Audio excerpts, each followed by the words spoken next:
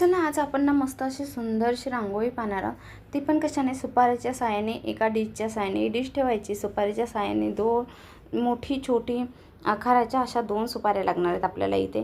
तर जी सुपारी ठेवायची आणि रांगोळी सोडायची, म्हणजे मस्त अशा आकारात रांगोळी पडते. आणि जर तुम्हाला असं गोल नसेल ना मारता येत तर एखादी बांगडी ठेवायची मधी आणि मग साईडनी रांगोळी टाकायची आणि आपल्या पेनच्या साहाय्याने ते रेघ काढून घ्यायची. इतकी सुंदर रांगोळी आहे ना, मस्त दिसायला दिसते. तुम्ही पण काढून पहा.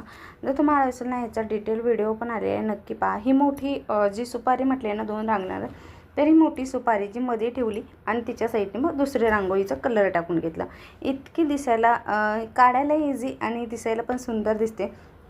तर तुम्ही पण काढा अशी रांगोळी आणि नक्की कमेंटमध्ये सांगा कशी वाटली ती रांगोळी. आता संक्रांत वगैरे सगळंच चालू आहे, तर नक्की तुम्हाला पण आवडेल अशी रांगोळी काढायला. झटपट होते. आणि तर ही रांगोळी ना इतकी सुंदर आहे की पहा तुम्ही पण आपण जिथे आपल्याला काढायचे आहे, देवासमोर म्हणा किंवा आपण तुळशीसमोर जिथे काढायची असेल ना, तिथे आपण एखाद्या बाहेर मस्त अशी मोकळ्या जागेत पण काढू शकतो. इतकी मस्त रांगोळी आहे. पहा किती सुबक दिसते.